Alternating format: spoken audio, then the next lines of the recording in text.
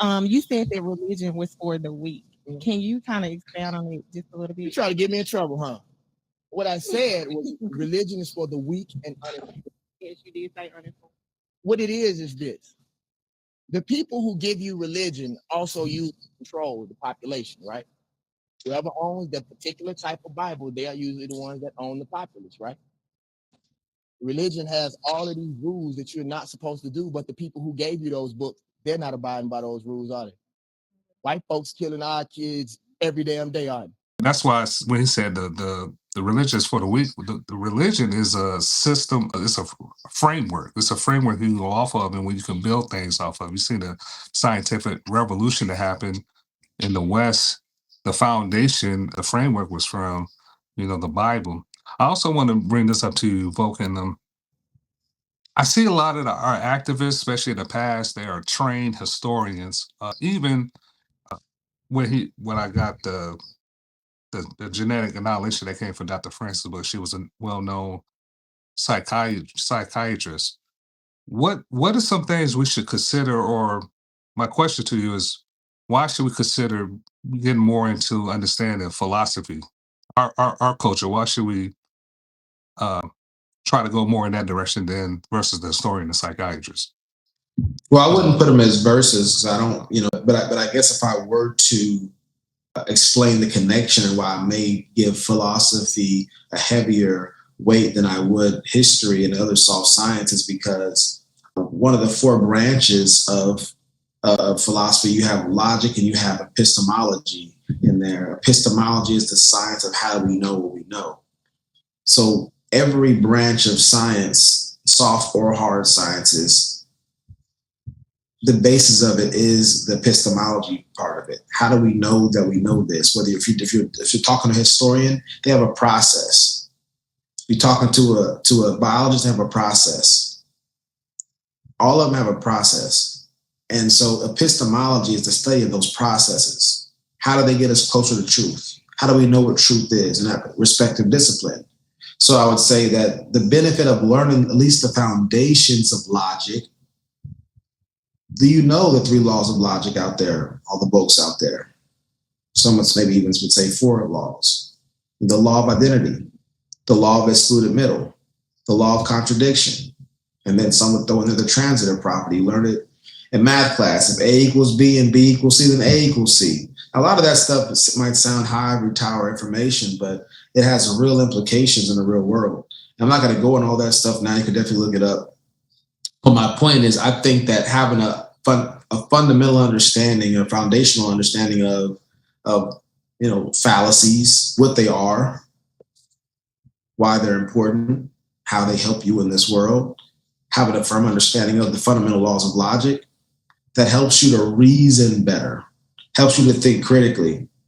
One of the things that Enos and I have gone over the years, you mind a little bit sharing about how it's impacted you, to whatever extent it's impacted you? Yeah, it's definitely the fundamentals of logic and being aware and able to recognize faulty reason, or people using fallacious arguments, logical fallacies. How it helped me, it's easier to follow. Well, I start off by saying this. No, go ahead. You can finish. I'm gonna think about my answer on that one. Yeah. So one of the things for a lot of us is whenever it comes to understanding those things, now I'm more empowered as an individual to be able to process things more efficiently and more effectively. Okay. Yeah. You may even play the things that I already want to believe. Mm-hmm. Yeah. How do I filter out my biases? Confirmation bias, reference group bias, negative bias. These are all things that we deal with. I was reading an article a couple of days ago that was talking about ladies may be predisposed to experiencing more negative thoughts and negative feelings and making negative assumptions as a defense mechanism. Because when the world was a much more cruel, simpler place, it was better to assume the worst for protection than not. Those little things. So understanding our biases going into things.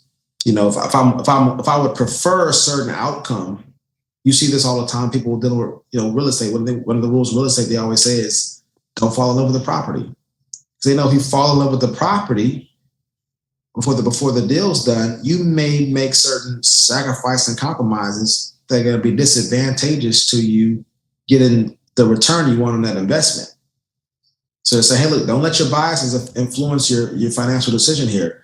Go with the numbers. Go what makes the most sense. And so weeding those things out. So philosophy is helpful because in history, in biology, in mathematics, well, mathematics, I would say, is kind of similar to the logic thing again. But in those are, different sides of the same coin. But whenever you're looking at those things, they're using the epistemologies. The scientists were originally called natural philosophers. That's what they were called, natural philosophers, early scientists, because it gives you a foundation on how to think properly about things, how to reason through things.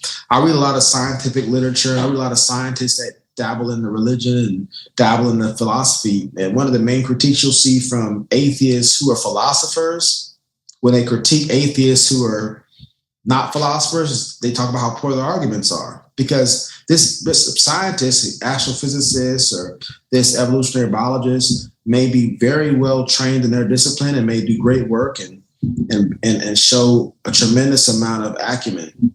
But when they try to reconcile ideas and to step outside of their skill set, they start to make conclusions and they start to deduce certain things and put people looking at it like, that doesn't follow. That conclusion doesn't follow from those premises. And so you start to realize, like, wow, they're out of their depth a little bit. And that all that means they need to sharpen up their philosophical skills. You have scientific philosophers who try to meld the two. But you'll see that no matter what, whether it's scientists or whoever else, if they haven't been trained in a lot of those things or done the training themselves, they may have difficulty with thinking critically through things. They can't weed out their biases, things of that nature. They don't know what epistemology to use to solve what problem. So they start asking bad questions. Can science, somebody might be like, can science prove God? Well, it's like, well, science is a study of the natural world. God is not a natural entity. So science was never developed or created, discovered, however you want to say it, to discover God. So it's not going to happen. That's a category error. And I want to add what you asked me earlier, too, as far as what are some of the things I learned over the years.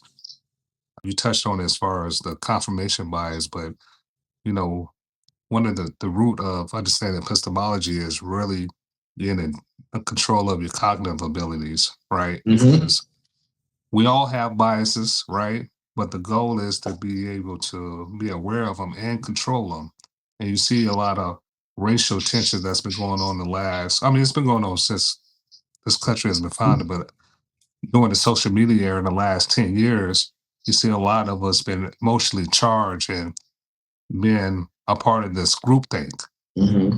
And that's the benefit of relying on this critical thinking framework. Because now when you hear people like David Banner who project or these premises, now you're alert looking, okay, how he's going to connect this with the conclusion. You're more focused and you know what to look for, what's coherent or what's logical or what's a valid argument. And Yeah, that's what I notice more often. And, a question to ask. That quote that we cite often, which is judge a man by his questions and not his answers. Yeah, rather than his answers, absolutely. And then the French moralist quote about it is better to debate an issue without settling it than to settle an issue without debating it. Mm-hmm. So we can continue in the video.